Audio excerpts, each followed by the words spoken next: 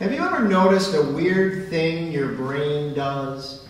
Say there's a tragedy, like a fatal car crash. You see in the news that the driver had a high blood alcohol content. And then your brain does a weird thing. Your brain says the tragedy makes a little sense now. Or say someone gets lung cancer and you find out that this person has been a heavy smoker for decades. Your brain does that weird thing. Your brain says the tragedy makes a little sense now. Or say you're reading obituaries and you read one where the deceased is a number of years older than you are. Your brain does that weird thing again. Your brain says the tragedy makes a little sense now. It's a weird thing our brains do, but it's a human thing. We want the world to make sense, and we want the world to be fair. Trouble is, the world doesn't always make sense, and the world is not always fair. I have never been excited when people explain to me why bad things happen. I understand the need to make sense of things, but the answers they give me never add up. And I like to think Jesus felt the same way. Some people told Jesus about Pontius Pilate killing a bunch of Galileans while they were at worship. And they seemed to want Jesus to say, these people had it coming. But Jesus doesn't play that game. Jesus doesn't do that weird thing that our brains do sometimes. He refuses to say that these tragedies and bad things happen because someone deserved it. Then he goes on to tell a parable of a fruitless fig tree and how the gardener urges patience over punishment. Jesus doesn't give the answer people seem to expect. They seem to expect him to follow that old teaching that if bad things happen to you, it's because you sin. You earn the bad stuff that comes your way. Instead, Jesus is the gardener who puts patience over punishment. And you get that idea, not just here, but from the whole shape of his life.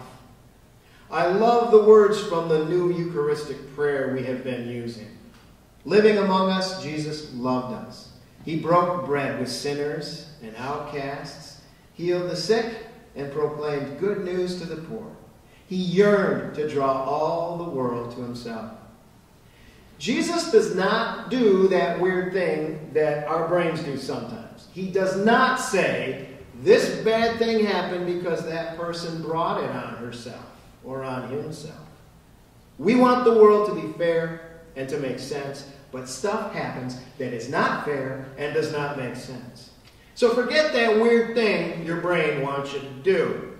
We are not going to figure things out.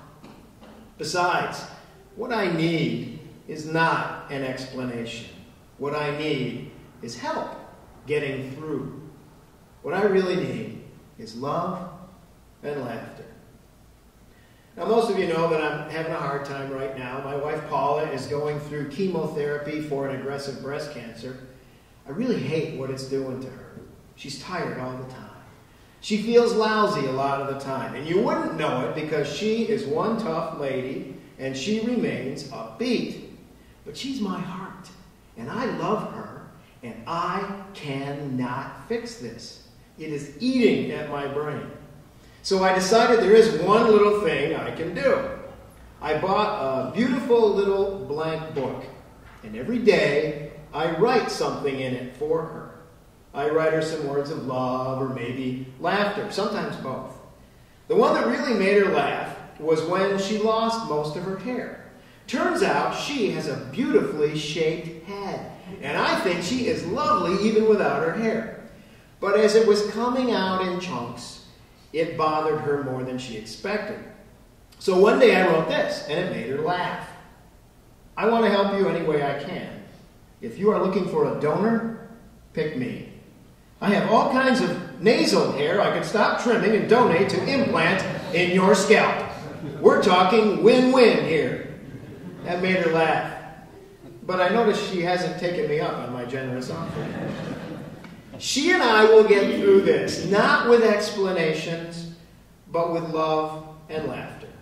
Our love for each other, your love for us, God's love for us are the rocks on which we stand.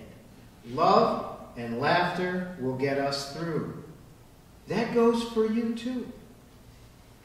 Think about it. The burning bush of the Passover story, the star over the stable at Christmas, the sunrise of Easter morning, all these are the light of God's love.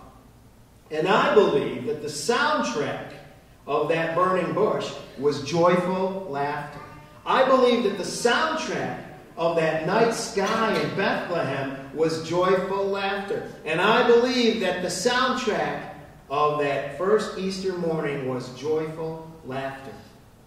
Love and laughter will get us through. That goes for me. That goes for Paula. And that goes for you too.